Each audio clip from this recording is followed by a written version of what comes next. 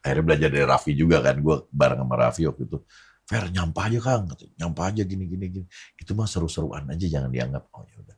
Akhirnya, oke, berarti gue nggak boleh old school nih. Gue harus ikutin zaman. Orang tua tuh sebenarnya belajar terus loh. Belajar untuk memahami anaknya terus. Supaya dia tahu bahwa, oh kalau orang mencintai dia tuh laki-laki harus seperti bapak gue. Kenapa cewek cantik banyak cowoknya nggak cantik? Cowoknya nggak cakep. Karena itu. Betul.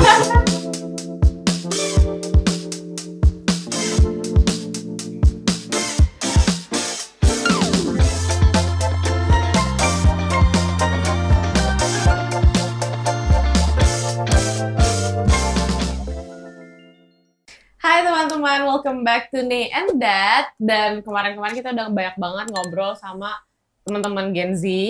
Teman-temanku lebih tepatnya, hari ini ada yang gak mau kalah. Ada yang pengen bawa temen juga gitu kan. Ya gak apa-apa lah kita bilang, ya sok lah bawa temennya, emang enggak Papi gitu kan. Nah ini Papi nih coba. Oke, luar biasa. Emang kadang-kadang begini nih. Kalau kamu bawa teman kan cantik-cantik ganteng. Tapi bawa yang serem. Oh iya. Nih, dia nih, teman Papi nih. Selamat datang Om Ferdi Tahir. Ferdi namanya Ferdi Tahir atau terkenalnya sebagai Ferdi Elemen. Ferdi Elemen. Kayaknya nih ngefans banget loh sama Elemen. Oh ya? Kamu Gen Z? Coba sebutin anggota bandnya siapa aja. Itu juga gue lupa. Ada Om Fajar ya? Ada Om Fajar. Ya, karena lagu-lagunya walaupun mungkin manggung gitu-gitu kita udah nggak nonton ya Om, tapi lagu-lagunya itu tetap kita dengerin dan walaupun kita nggak pernah ngafalin. Satu aja lagu apa? Ayo. Aku suka banget Rahasia Hati itu dari aku lama banget. Coba sedikit aja refnya. Depannya apa cepet? Refnya. Bila aku harus mencintai dan bahagia. Thank you loh. Itu kalau di kafe-kafe pas lo nyanyi begitu, itu cewek-cewek begitu semua. Gila. Enggak langsung gini, langsung kalau zaman sekarang gini ya. Gini. Oh, begini ya. Terus nge-tag di tag. Udah nggak ada yang begini lagi ya? Itu kan iya. Masa begini? Tapi nih Om Ferdi ini suhu banget loh. Karena anaknya senior kan. Main film iya, acting iya, nyanyi iya, musisi, podcaster juga. Jadi ini luar biasa. Ini deg-degan sebenarnya menjadi host di depan Om Ferdi. Gak apa-apa ya Om, izin ya Om ya. Ini kan saya juga gimana suhu. Gitu. Saya belajar sama doi nih. Oh begitu. Ini doi ini ngeri nih. Ini nanti diedit kepalanya langsung jadi gede ya Papi ya. Tahu nggak Nes? Ini jadi gini. Papi sama Om Ferdi ini temenan tuh udah cukup lama. Iya, kenalnya dari mana sih belum pernah tahu loh. Dari film sih sebetulnya, dari sinetron lah ya. Dulu bokap itu dia salah satu yang idola anak muda yang bikin acara sendiri dulu JRK Jendela Rumah Kita. Kita tuh pengen banget main di situ. Gitu Om. Pas kebenaran gue dikasih dapat jadi cameo, bukan cameo, apa namanya? Zaman dulu tuh ekstras. Iya? Ekstras. Saya jadi ekstrasnya. Enggak, bukan ekstra. Bangga banget dapat line soalnya. Lainnya apa? Masa sih? Cuma gitu ya? Itu cuma satu doang ya? Parah banget. Enggak, sebenarnya Ekstras dia. ada tulisannya. Masa sih? Kan gue udah bilang, bukan lu gitu kan ya. Tapi Papi coretin semua. Berarti sekarang udah ketahuan ya Om yang paling buangin dialog tuh Papi. Enggak, tapi seorang idola pada saat itu, dia ngobrol sama ekstras. Dan akhirnya di luar itu kita berteman.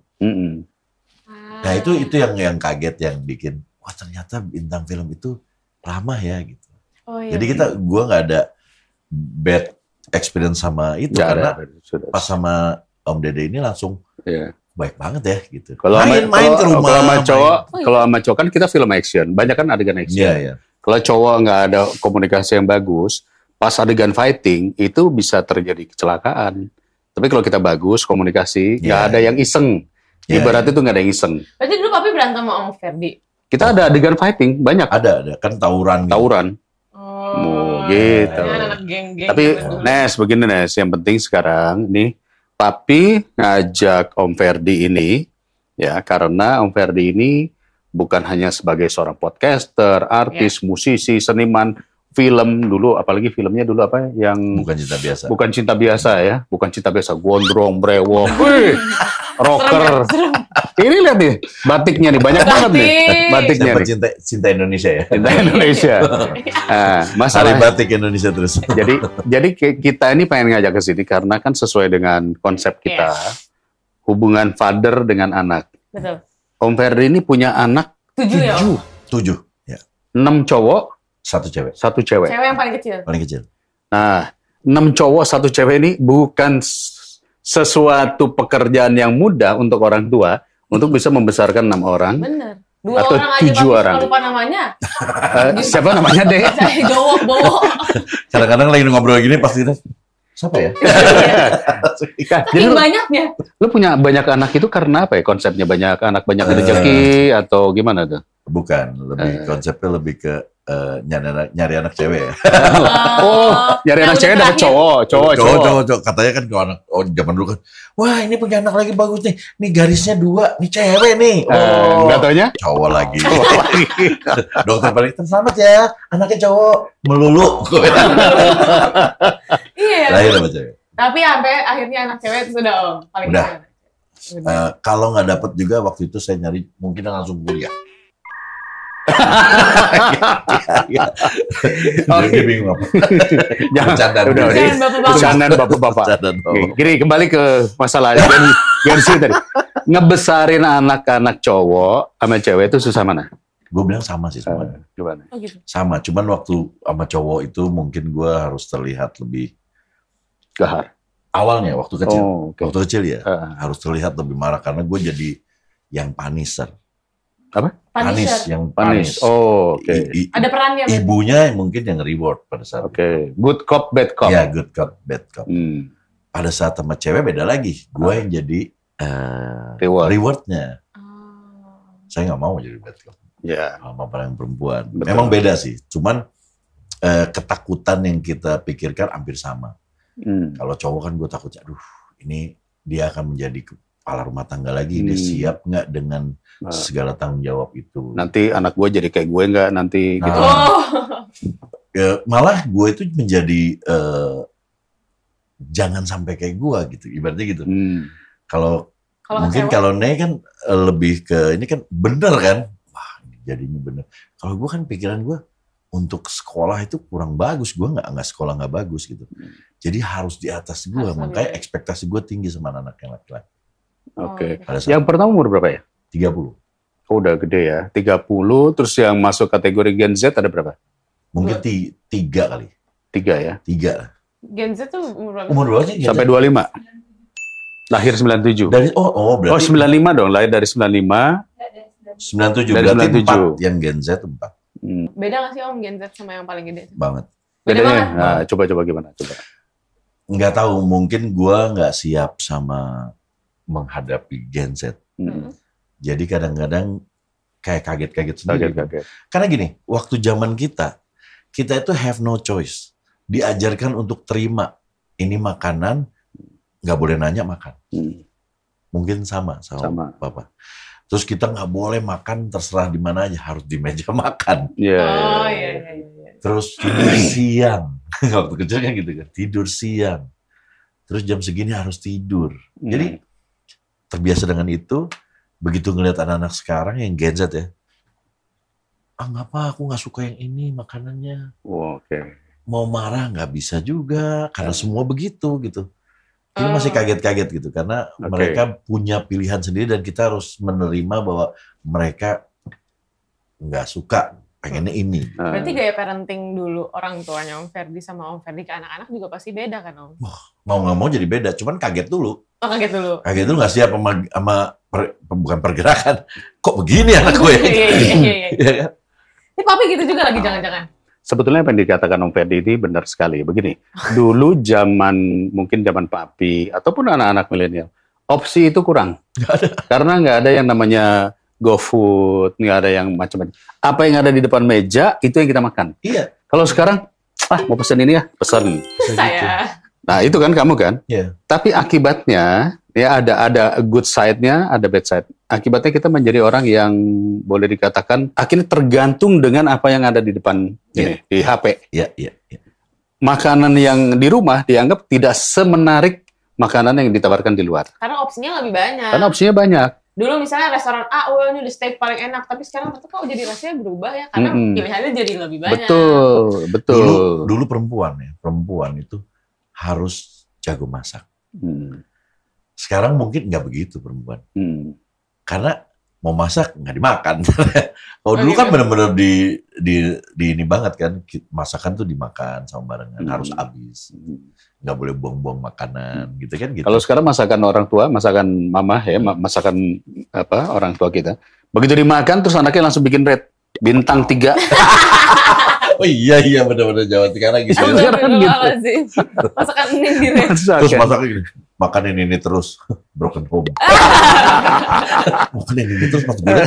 Melihat anak-anak Gen Z yang seperti itu kan Om berarti kaget-kaget, tapi ada kayak gregetnya gitu nggak Om? Kayak, aduh kenapa sih anak gue begitu? Enggak, awalnya kan mungkin kaget, tapi kita kan ngobrol kan. Kita kan ngobrol sama temen, sama istri, sama siapapun. Kok begini?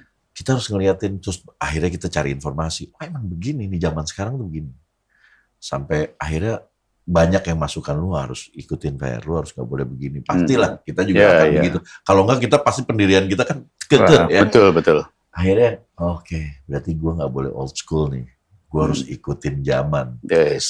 Tapi pernah gak sih Om? Betul. Lu mikir gini? Gue dulu sama dia, kira-kira kita bicara bangsa mungkin let's say 5 tahun yang lalu. Gue masih old school. Kamu tuh harus dengerin papi ngomong. Kira-kira gitu. Iya. Orang tua ngomong harus didengar. Dia langsung curhatnya di medsos. Enggak. Akhirnya terus kemudian istri gue juga ngomong, nggak bisa begitu. Kamu harus deket, harus ini. Akhirnya sekarang kalau dia melakukan sesuatu yang gue nggak suka, Nes, kita dinner yuk, gitu.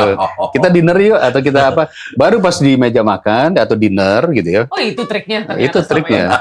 Ajak makan di luar, baru kita ngobrol heart to heart. Berarti kalau selama ini diajak dinner itu bukan karena Papa pengen makan enak ya? Bukan. Berarti itu ada maksudnya ya, gue terjebak selama ini. Pengen ngobrol.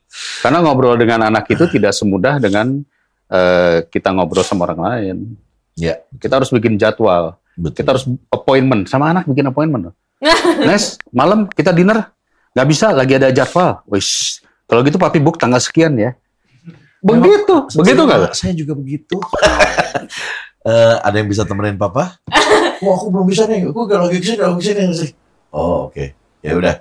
Kumpul semuanya. Ala zaman dulunya gue keluarin. Pakai tanda seru, cet baru kumpul. Pakai huruf gede semua gitu ya? Pakai gini pada bisa loh semua. Ya aku batalin akhirnya lagi. Itu dia. Berarti kan Om melihat ada perbedaan antara parenting Om sekarang yang orang tua Om Ferdi dulu gitu kan. Berarti sekarang harus lebih menyesuaikan. Apakah lebih fleksibel karena dulu Om Ferdi ngerasa bahwa kayak, ini fun fact ya Om, ini katanya, menurut riset. Katanya Om Ferdi dulu kan jadi restuin nih masuk ke entertain sama orang tuanya. Tapi sekarang anak-anak Om Ferdi kan banyak masuk entertain juga ya Om ya?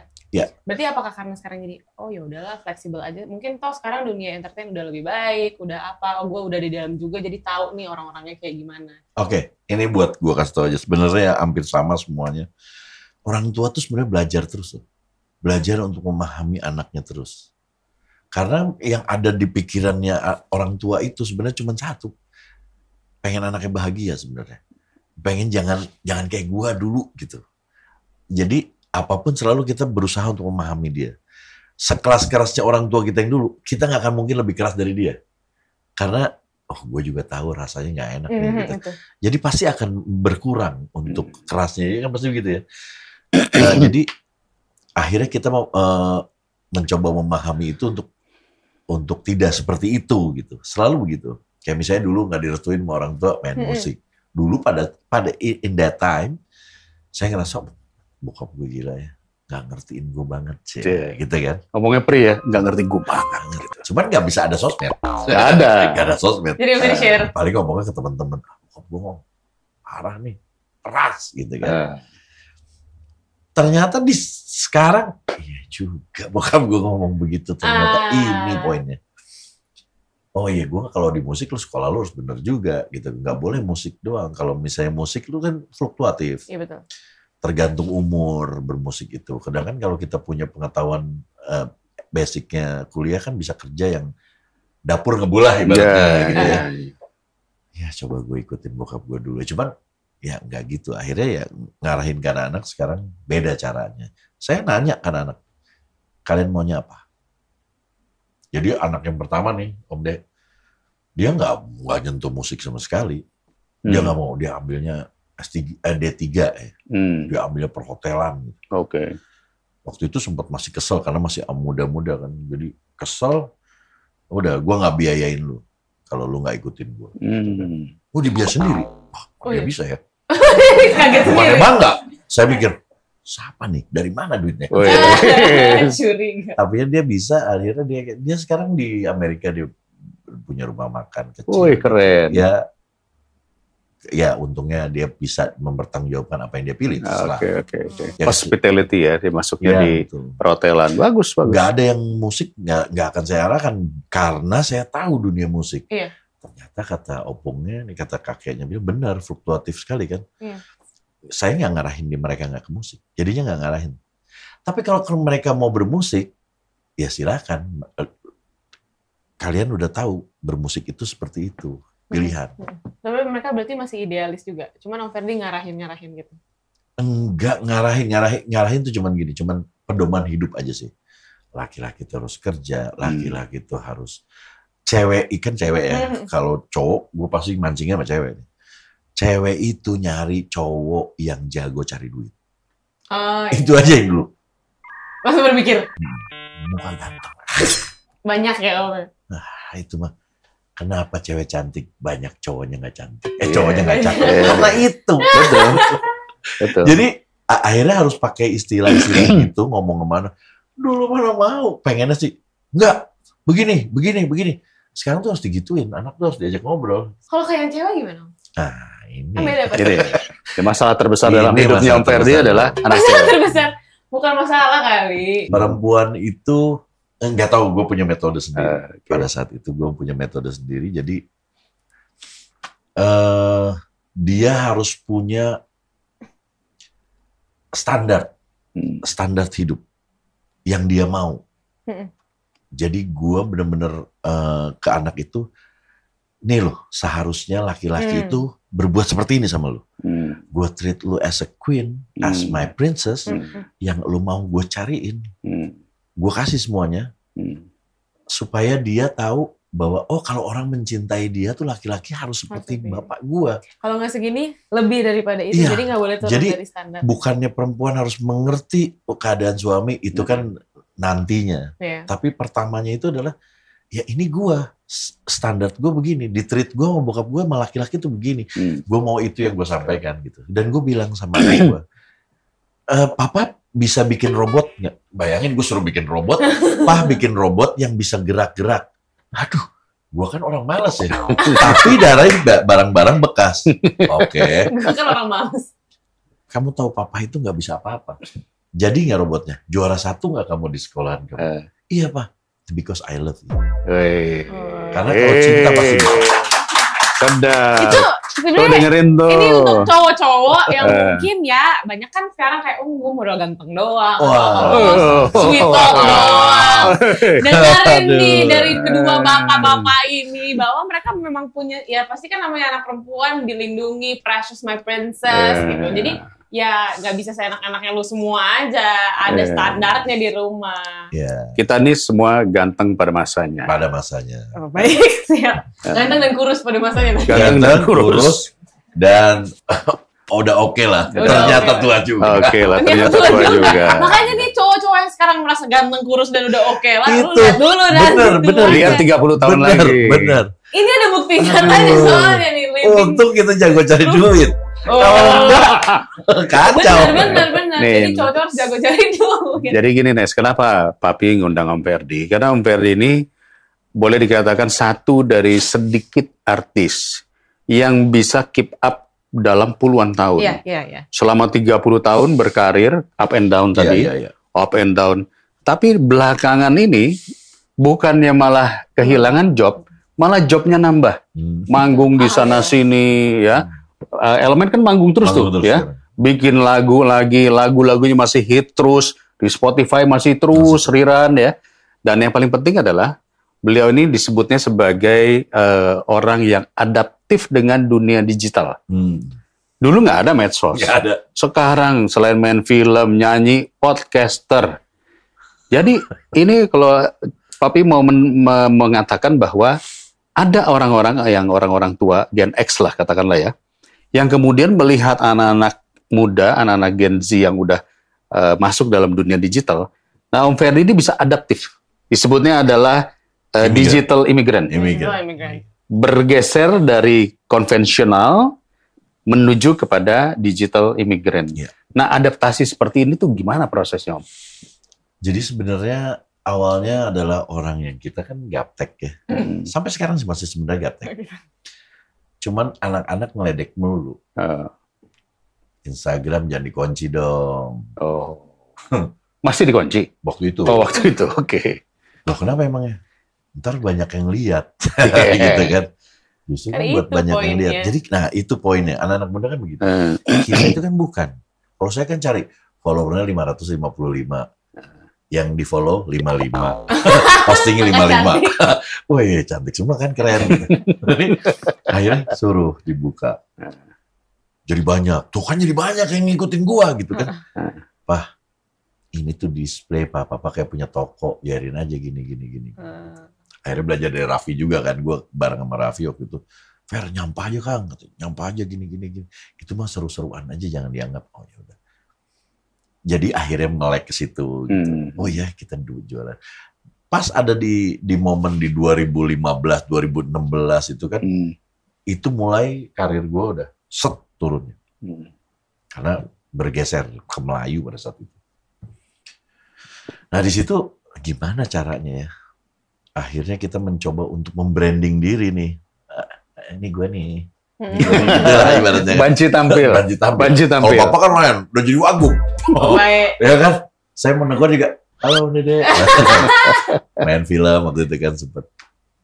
Tapi pas itu main film masih naik. Pas itu turun. Nah pas turun nih, ini udah tanggung jawab kita sendiri nih.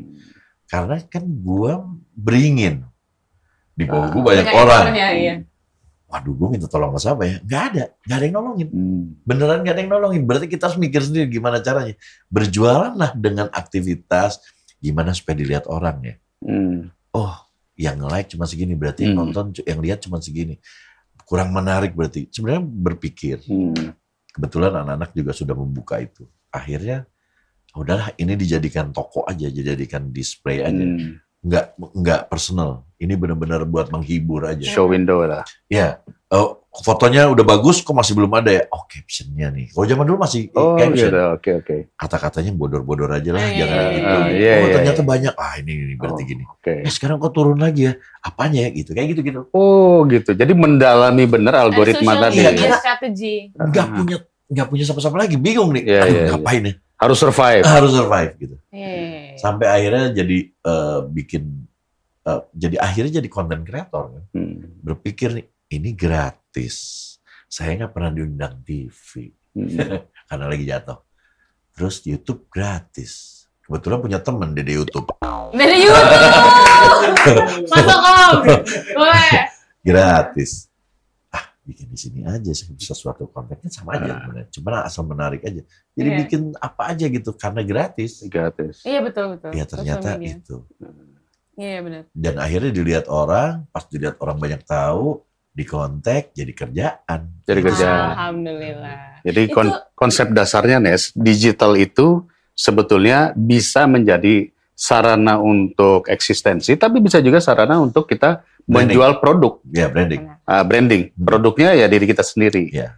Jadi kayak Om Ferdi ini sekarang tiba-tiba misalnya followersnya jadi jutaan, subscribernya juga udah tembus 1 juta dong? Belum ya.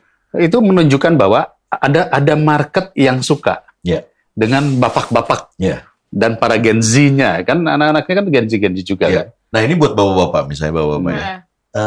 Misalnya Neng nggak akan follow saya kalau nggak kenal. Nggak akan. Ngapain gue follow bapak-bapak? Iya. Jadi kayak misalnya gini, kalau kita ngikutin number itu, mungkin kita akan drop.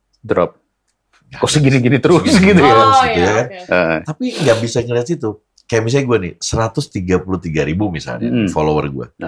Tapi akun orang react ke gue 1 juta tiap bulan. Insight-nya naik terus, tapi Iya, bukan jadi, follower. Dia nggak follow gue, tapi seneng sama konten gue. Lo balesin nggak itu komen-komen? Gue akan, karena gue itu adalah orang yang harus bersyukur. Semua yang komen selalu gue balas. Oh, Selalu gue balas. Karena gue gak ada kerjaan. Luar Kalau Om Dede mungkin gak. Kepada itu ya. Om Dede mungkin gak ada. 10 komen pertama gue balesin. Ya, tapi gitu, pas gue ngobrol sama Instagram, 5 komen aja balas. Explore-nya naik 30. Oh gitu Om. Naik 30 explore. Jadi Oke, misalnya oke. nih posting, Oh, ini baru tahu aku. itu dilihat sama 30 atau 50 orang. Tapi begitu lo ngebales, dinaikin jadi 30 lagi. Oh. Gitu. Jadi 5 komen 5 komen 30. aja. The Nes. more you know. Kita baru 500. Balesin semua, Nes. Balesin semuanya. Walaupun cuman emoji Emoji gitu kan. aja, emoji aja. Apa-apa. Gak apa-apa. Itu namanya interact kan.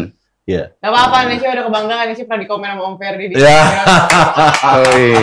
Luar biasa. Karena penyanyi. Oh baik. Tapi Om dulu masuk sosmed itu berarti gara-gara anak-anak? Enggak. Apa zaman sekarang namanya? FOMO. FOMO. Ya kan? Teman-teman berpakai, pakai lo gini. Pakai, tapi nggak tahu mau ngapain gitu. Iya. Akhirnya dia pas dikunci itu kan, tahu-tahu anak-anak buka dong gitu aja sih. Itu sebenarnya. teknik-teknik yang barusan tadi lo kasih tahu algoritma tadi. Itu belajar di mana? Waktu di Raffi itu kan gue banyak, Raffi itu kan king of content lah. Nah, terus akhirnya gue kenal sama orang Instagram dari situ. Kan. Orang Instagram ngomong gitu, begini. Cuman memang algoritma beda-beda ya. Oke. Tapi at least itu gue pegang aja udahlah. Mungkin waktu itu begitu, sekarang gue nggak tahu lagi gimana. Tapi 130.000 follower yang apa namanya, yang react-nya akun 1 juta gue tiap bulan. Berarti itu menurut gue, oh yang penting gue udah dilihat sama 1 juta orang udah gitu aja. Ya. Itu Nes zaman dulu ya, kita seniman musisi. Kita tuh pengen muncul di koran. Misalnya infotainment lah. Musisi Dulu di koran. tabloid. Enggak, Iya. tabloid. Tabloid. Tabloid itu paling banyak juga dijual 100.000 eksemplar. Kalau media sosial kadang-kadang dilihat bisa lebih dari 100.000, bisa sejuta. Jutaan, ya. Artinya kamu sudah punya media sendiri. Nah, itulah yang dimanfaatkan sekarang sama para kreator-kreator zaman sekarang.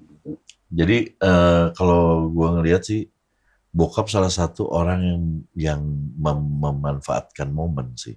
Sebelum saya ikut podcast, saya nonton podcastnya Papi dulu. Udah duluan tuh, udah sama artis-artis, Iya, iya. Gunawan, Mas apa. Cuman kan beliau kan sibuk. Ditinggal. Sibuk. Nah Iya, itu sih iya. sebenarnya. Karena ada kerjaan, Om. Kan ada kerja, kalau Ada saya kerjaan. Tapi gak boleh gitu tau. Enggak, memang iya pada saya Bener. cerita pada saat itu, pada saat Pada saat itu, kan itu. memang nggak ada. Kalau konten itu memang kita harus full time. Iya Kalau sih, nggak full harus. time susah. Betul, harus brainstorming terus. Mm-mm. Oh, waktu itu kenapa akhirnya bikin podcast? Karena nggak pernah diundang podcast. Oh, udah gue bikin sendiri aja, gak ada yang mau undang gue. Dia katanya nggak ada engagementnya. Nggak Saya ada juga bingung engagement. engagementnya apa ya. Saya pikir karena manggung. Engagement itu tunangan. Itu Ah, kan salah, bukan itu bukan maksudnya. tunangan. Aduh, bapak-bapak banget ya. Ternyata dia lebih Iya, gaptek dari lebih gua. kurang. lebih kurang FOMO. Nah, jadi dibilang nggak ada engagementnya. Gue bilang gue manggung masih 8 kali loh sebulan. Bukan itunya, engagementnya nggak. Masih sampai bingung sampai sekarang ini. Kok engagementnya nggak ada ya? Mungkin beritanya atau apa kurang diminati lah. Oh, oke. Ya udah saya bikin podcast sendiri lah. Iya. Betul. Bikin podcast, ya, ngundang juga yang bukan yang current news, teman-teman yang Teman-teman zaman, aja. yang dulu bintang menurut gue. Jadi gue mengundang itu idola-idola gue aja. Apa angkatan 80-an? 80 sampai 2010 aja. Luas Iya. itu berarti ya. Teman-teman podcastnya Om Ferdi itu bintang-bintang tahun 90-an, 80-an. Betul. Yang berkarir. Yang berkarir. Contohnya? Oh, Tahun ini waktu itu berapa? sempat viral. Iya ya. Tahun 90 saya main di acaranya Om Dede.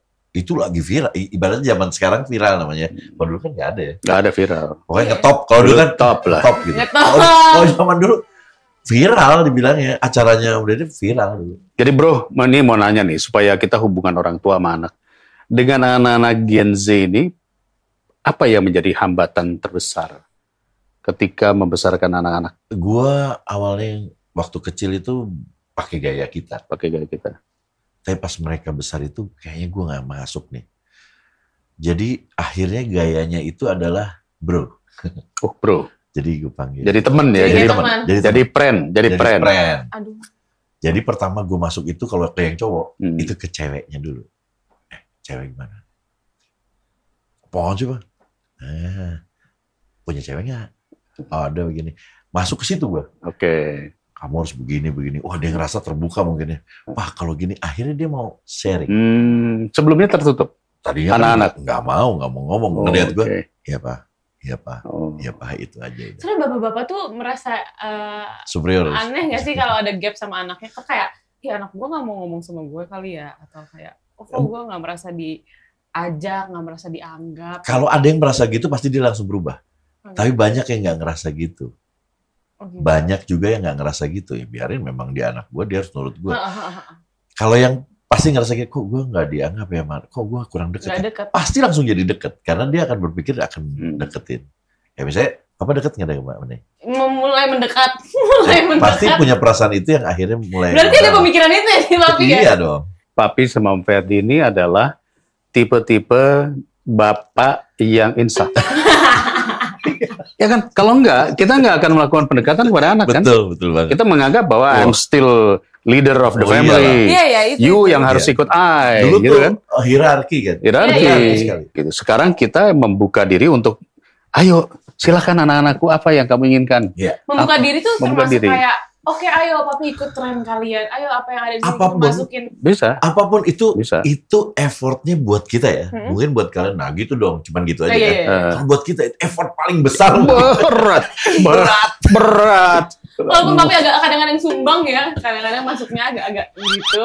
Tapi kita menghargai effortnya, Pak. Kayak tadi mau ngomong aja pakai dinner dulu. Ya kan? Iya. Wah, kalau ngikutin pengennya, sini kamu. Bisa gitu ya. Cuman, aduh, gue ikutin. Itu effort tuh. Oh, Makanya iya. anak-anak sekarang nih kalau papanya lagi begitu atau mamanya lagi gitu, please, itu bener-bener udah effort terbesar dari kita. Oh, iya. Berat Terima banget. kasih ya, mewakili berbagai teman-teman Gen Z Iya, lainnya. iya. Terima kasih untuk bapak-bapak yang sudah melakukan effort besar. Karena mungkin bener anaknya mungkin nggak sadar. Iya, kalau iya, misalnya Ya kalau buat anak kan kadang-kadang kan dipikir, ya mestinya bapak kayak begitu kan. Oh, Tapi nggak mudah. Nggak mudah. bener sih, karena juga kan kembali lagi bapak-bapak juga baru pertama kali jadi bapak. Nah, itu dia. Dan kita melihatnya bahwa kayak, oh orang tua ya harus sempurna, orang tua ya harus udah tahu lah mereka mau Iya, ngapain. iya. Kebalik ya, kalau dulu kita anak harus sempurna. Harus. Oh, iya. Mengikuti Iya. kemauan orang tua. Iya. Sempurna itu dalam artian mengikuti Kemauan orang tua. Dulu gini. Dulu gitu. Dulu saya itu adalah orang yang anaknya gagal, kata papa saya gitu. Karena kuliahnya nggak benar. Om Dede kan bener ya? Enggak juga. Berarti Nggak kita juga. lah gitu. Cuman, Udah insaf aja. iya, zaman dulu tuh very old school banget. Harus sarjana, kalau dulu ngomongnya insinyur gitu kan. Insinyur harus jadi Harus insinyur. insinyur, kalau nggak jadi sarjana. Hmm. Kalau nggak, saya mendidik kamu gagal. Udah, Ah. simple begitu, cuman aduh jadi aneh. Kita nggak bisa ngapa-ngapain. Iya. Sampai akhirnya kita membuktikan bahwa kita berhasil, baru orang tua, ya kebetulan. Satu dari 1000. Bukannya keren. Kebetulan. Kebetulan selamat gitu ya. Jadi gini Om, anak-anak dibikin juga jadi grup band. Kalau nggak salah The Tahir. Tiga Tahir. Tiga Tahir. Ya terus lo bikin collab sama ada penyanyi cilik. Oh, Bukan, iya? gue produce. Oh produksi. Jadi gini, Gimana? anak-anak itu. Ini ada gambarnya nih. Oh. Ah. Nah ini berat juga nih. Jadi anak-anak gue itu, gue nggak pernah ngarahin sama sekali. Hmm. Yang mau main musik, ya main musik. Kalau cuma hobi silakan aja. Nah cuma 3 orang yang dia come up ke gue, Pak boleh nggak aku jadi di sini? Hmm. Siap nggak? Oke. Siap nggak ada lu nggak suka? Siap nggak dengan nama gue yang udah duluan? Karena begitu anak gue, orang ekspektasi pasti minimal sama kayak gue. Nah, Itu yang bahaya loh. itu Lu dia. masuk ke dunia gue loh. Iya. Sedangkan anak-anak Gen Z, gue nggak mau dibayang-bayang Iya, bapak Oh gua. iya, dia nggak mau dia. Nggak mau. Dia nggak mau dibayang-bayang. Nggak bisa. Dunia itu kita udah babat alas duluan. Ada, Bener bener. Lu harus berdamai dengan itu. Iya. Kalau nggak lu jadi pelukis sana, gue nggak bisa kabar. Ya nggak? Mau segimana itu kita masih wow. Kalau enggak ini masih pasti ada kurangnya terus. Iya. Akhirnya cuma 3 orang itu ya. Ya Pak kita terima. Udah jalan. Tapi pada akhirnya mereka berusaha berdamai dengan fakta bahwa oh bapaknya udah menjadi namanya mereka, udah besar. Gitu. ya mereka harus bukan against kita. Kalau mau di dunia kita, dia nggak boleh against. Gue bilang, lu nggak boleh against gue. Tapi lo harus mengidolakan gue dan gimana caranya bisa kayak gue dan lebih baik lagi. Sebenarnya gitu, harus nerima dulu di sininya. Kalau enggak nih, gue nggak mau bayang-bayang dia, gue harus sendiri. Nggak bisa, lu ada di gue. Dan jarangnya berhasil kalau ada anak yang pengen keluar dari shadow orang tuanya, jarang berhasil. Nggak bisa ditolak juga, karena anaknya pernah melakukan hal itu sebenarnya. Iya kan, pernah pastikan anak. Pasti awalnya denial kayak, enggak, gue nggak mau. Pokoknya gue sendiri, gue akan bikin nama gue sendiri, gue nggak mau ngomong sama siapa-siapa, gini. Tapi pada akhirnya akan terungkap juga, akan ini juga walaupun awalnya sebut kenapa sih orang jadi tahu ini, kenapa sih? Tapi ternyata ya privilege juga. Oh berarti nih ya, bilang anak Dede Yusuf ya, pantas. Oh, bisa jadi artis. Pertama gitu. Ternyata bagus kan? Kita ngasih lihat bagus dong. Oh, actingnya bagus apa? Pantas. Anak Dede Yusuf pasti bagus. Tetap aja ada kurangnya. Iya betul Om. Iya nggak jadi masalah. Sebenarnya kan diomongin. Kalau gue sih mikirnya diomongin itu ada promotion. Baik. Tapi intinya kita, gue bilang sama anak gue, lu jangan bikin malu gue. Lu berusaha keras aja. Kalau masalah nama gue biarin deh. Yang penting orang lihat, oh iya anaknya nyanyinya bagus, actingnya bagus, itu penting. Tapi kalau belum, oh iya. Jadi latihannya harus 2 kali lebih lipat dari gue. Gitu. Papi gitu gak? Enggak ya? Kebetulan Papi juga kan anaknya Rahayu Effendi. Jadi waktu awal-awal legacy. Waktu awal-awal juga dibilang terang aja anaknya Rahayu Effendi. Cuman ketika terus mengambil sesuatu yang lebih baik lagi, atau kita sebutnya gini, ada place sendiri lah. Iya. Ya kan? Nyokap atau ibu gue place-nya di sini, kita place-nya di sini, walaupun masih inline. Nah ini siap punya place juga. Dan itu akhirnya menjadi karir. Jadi nggak bisa didinai juga, Nes. Jalanin dengan disyukuri, ya. Iya, berdamai. Berdamai. Ya, karena bukan berarti karena lo anaknya sini udah jalannya akan menjadi red carpet gitu juga enggak. Itu cuman apa ya? Privilege. Privilege aja. Privilege. Tapi semua karirnya tergantung dia sih sebenarnya kan. Ada yang udah dikasih karpet merah, udah dikasih macam, nggak jadi apa-apa juga. Nggak jadi apa-apa juga banyak. Oh iya. Banyak. Ya tergantung bagaimana memanfaatkannya. Tergantung bagaimana memanfaatkannya. Ciri-cirinya adalah waktu Om Dede berhasil, kita tahunya Om Dede Yusuf. Pas udah Om Dede Yusuf, oh ternyata itu anaknya sih. Gitu. Iya. Jadi kita baru tahu. Gitu. Ciri-cirinya. Dia bisa membuat itu.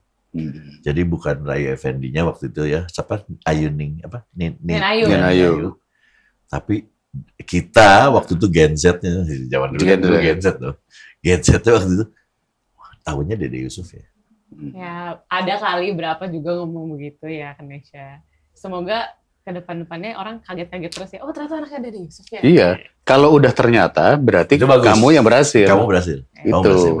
Kalau bisa ditanya begini, yang mana anaknya Dede Yusuf? Itu belum berhasil. Itu belum. Atau papi gini, oh ini bapaknya Kanesha Yusuf ya gitu. Nah itu juga berhasil. Itu udah berhasil kamu. Oh ternyata bapaknya pantes. Ya, dibalik. Jadi gitu. Pantes anaknya hebat begini, bapaknya dia gitu kan, enak kitanya kan. Iya. Ini pertanyaan satu lagi nih Om. Jadi tadi kan kita sudah bicara ada namanya digital immigrant, beralih ke ke era digital. Okay. Nih yang jadi pertanyaan adalah tidak banyak orang yang bisa beradaptasi dengan perubahan tersebut. Ya. Mempelajari sesuatu yang baru bersama dengan anak-anak, itu caranya bagaimana supaya bisa matching gitu, searah sejalan. Termasuk mengarahkan anak-anak sampai bisa bermusik dan sebagainya. Gimana tuh? Gue let them think aja sih sebenarnya. Jadi gue bukannya dictate. Anak-anak itu punya satu. Jadi kayak gue nih begitu lemah. Gue tahu anak-anak gue pasti sayang sama gue. Nih juga pasti sayang banget ya. Apa-apa. Begitu kita terlihat lemah, mereka berpikir keras untuk membantu kita. Sebenarnya itu. Maksudnya gimana? Reverse psikologi gue. Jadi, Papa nggak ngerti nih Dek, gimana ya caranya gini. Oh gini aja Pak, gini aja. Terus sebenarnya gue lagi mau mengarahkan dia untuk berpikir. nggak ngerti papa, kamu jago tuh gini-gini. Giniin aja pak, ini giniin aja gini-gini. Oke. Ya tolongin papa deh, papa nggak ngerti gini-gini. Jadi dia tuh, papa nih nggak bisa ditinggal sendiri nih. Aduh nggak bisa apa-apa dia. Biarin dia berpikir begitu. Padahal saya kan the man behind the gun. The legend, the myth. Jadi itu sih, akhirnya gue pas pada saat dia memberitahu, bener-bener gue belajar dari mereka. Oh gitu ya, gitu. Jadi bahasa ininya, bahasa bijaknya dia. Let them do the lead. Iya. Let them Itu lead, dia. Saya nggak bisa bahasa Inggris. Biarkan mereka memimpin. Ya. Sehingga akhirnya mereka berkembang dengan sendirinya. Dan mereka langsung berjiwa pemimpin pada saat memimpin kita kan. Pasti begitu. Berarti ini suatu saat kalau papi tiba-tiba melakukan trik ini, oh ini kan fair nih. Nih, yang fair nih. Gue salah. Gak apa-apa. Ini kita buat bapak-bapak yang lain. Oh iya. Jangan sampai bapak-bapak terlalu dominan, mengambil alih semuanya. Betul. Anak nggak diberi kesempatan. Iya benar. Padahal pada dasarnya adalah kita memberi kesempatan yang muda to lead, Iya, untuk memimpin bagi masa depan mereka. Iya, karena kan akan ini regenerasi. Ini kan Akan sebenarnya regenerasi. memang dunia mereka sekarang. Kita mah ngikut aja. Mereka lebih ngerti pada dari kita. Kayak sekarang nih podcast ini, gue biarkan terserah Nesya deh, maunya kayak apa. Jadilah ini semua girly, pink. Gue maunya tadi ini biru dongker, merah barun. Gue pengennya pink. Let them lead, iya kan? Ya, ini lihat dari situ. Ini dulu kan nggak bisa dikalahin. Oh, siapa yang mau berhadapan sama dia? Sama kamu kalah. Ya ngalah mana. Ya mengalah untuk memberikan kesempatan yang muda maju. Iya. Ini poin penting dari dialog kita hari ini. Iya. Kita belajar dari Om Ferdi bahwa memiliki anak banyak bukan berarti menjadi sebuah masalah, tetapi justru memiliki kesempatan untuk mengembangkan karir mereka. Iya. Yang paling penting bapaknya dalam konteks ini mengalah untuk membiarkan anaknya memimpin. Iya. Betul nggak? Betul. Kita cuma jagain aja. Jagain aja. Kelebihan.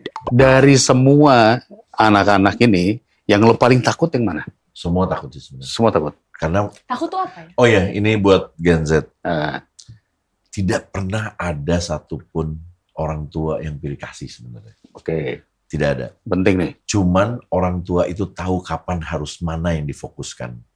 Oh, dia lagi butuh perhatian khusus. Mungkin gua akan ke sini. Mungkin gua akan ke yang ini. Akhirnya kalau kita berbicara nih, misalnya kita barengan. Guys, misalnya saya mau ngomongin Renaga. Guys, Renaga lagi begini. Kita fokus ke dia semua yuk. Oke. Oh iya Pak, berarti kita semua harus ajak dia begini. Kita fokus ke sana. Karena kalau saya nggak ngomong, saya fokus ke Renaga, mereka Yang bilang, lain "Oh, Renaga komunikasi." terus sih. Iya. Jadi saya harus ngomong. Begitu pula yang lain, yang lainnya nggak diajak, yang sisa saya ajak. Jadi ibaratnya tidak pernah ada pilih kasih, cuman kita harus tahu kapan orang tua itu tahu mana yang harus diperhatiin karena keperluan. Iya, karena Om Ferdi juga anaknya 7. Iya. Kalau sayang semua kan habis sayang saya. Iya, laki banyak lagi. Papi pengen nggak punya anak Kalau laki? sayang sih ya. Sebetulnya kepengen, tapi papi nggak Saya berani akan ambil aja. risiko. Hah? Angkat anak kiri berarti tujuhnya ikut. Cucunya itu. Intinya Kan itu intinya. Beringin lebih gede lagi, Papi. Coba pesen dong buat anak-anak Gen Z sekarang nih. Dari kita sih Gen Z sebenarnya kalau berasumkan dari gue ya, Gen Z itu coba berusaha untuk lebih kuat, jangan apa namanya? Baper. Bukan, iya baper tuh apa ya? Bukan, jangan apa sih kalau yang ngeluh apa? Ngeluh tuh apa? Ngeluh tuh apa ya? Ya, Bahasa bukan nggak ya, bahasa Inggris sih saya maunya. Complaining. Pundung teh naonnya. Jangan mengeluh. Jangan mengeluh, ya komplain aja gitu kan, komplain komplain. dengan keadaan. Karena itu mental kamu di situ lemah pada saat itu. Sedangkan kita itu enggak, orang kan pikiran kalian pasti akan dunia harus ngikutin maunya kamu. Enggak. Kita harus tahu juga, kita harus ngikutin dunia tuh kayak gimana. Kita harus masuk ke aturan mereka dan kita hidup di situ. Bukannya dunia harus ikut kita terus gitu. Wah, nggak pernah ada sih dunia ikutin kita. Iya. Nggak ada dimanapun. Oke. Iya, betul. Jadi itu harus realize kayak sekarang banyak orang-orang ya Om Dede, saya lihat juga podcastnya, benar banget banyak Gen Z yang menganggur sekian berapa persen? 60%, right? 60% banyak pengangguran anak muda. Sebenarnya bukan karena nggak ada kerjaan. Ya kan? Iki. Yang Om Dede bener banget itu. Mereka, gue kayaknya nggak suka di sini, gue pengen pindah gitu kan. Iya, resumenya nggak bagus jadinya. Sustain Betul. jadi. Untuk di perusahaan besar, Iya, resumenya pindah-pindah jelek. dulu. Kok baru sebulan, 2 bulan, baru setahun kok udah berhenti. Resume kalian nggak bagus gitu. Sedangkan kalau yang karirnya naik di satu tempat kan bagus ya, Mas. Jadi cobalah untuk kita jangan egonya terlalu tinggi. Turunin sedikit untuk ngambil. Luar biasa. Hari ini bukan Dad's Wisdom ya, hari ini Om Ferdi's Wisdom. Dad's Wisdom. Papi kasih sedikit resume dikit aja ya. Tetap monggo. Enggak, resume aja. Iya betul. Pengalamannya Om Ferdi puluhan tahun up and down, sampai bisa hari ini survive, itu karena punya kemampuan adaptif. Iya. Melakukan adaptasi terhadap perubahan zaman. Betul. Ya kan? Betul. Nah, kenapa Om Ferdi bisa melakukan adaptasi? Karena Om Ferdi tidak punya pilihan. Have no choice, betul. Had no choice. Itu yang membuat akhirnya beliau bisa melakukan adaptasi dengan berbagai perubahan zaman. Betul. Kalau kembali ke cerita tadi kan, banyak pilihan makanan. Ketika terlalu banyak pilihan, kita lupa adaptability-nya. Betul. Kita lupa Banget. beradaptasi. Banget. Nah itu Banget. resume hari ini adalah kemampuan manusia untuk beradaptasi akan membuat mereka survive sepanjang zaman. Bener banget. That's Betul ya? Wisdom. Bener. Bener Itu ya? banget. Kalau Anda bro. Thank you Oke. so much Om Ferdi. Terima kasih thank you ya. sudah datang Sama-sama. dan mampir ke Aduh. sini. Keren nih acara. Iya. Aduh, terima kasih. Semoga nanti kita juga bisa diundang ya. Nah, tapi kalau mau ngelihat survive-nya Dedinya seperti apa, lihat di All You Can Hear. Ah, betul. Di podcast gue, Boleh masuk. ceritanya gimana itu. Wah, pokoknya keren. Oke, thank you so much. Thank Om you. Ferdi. See you, Thank bye you, bye. guys. Sampai jumpa di next episode.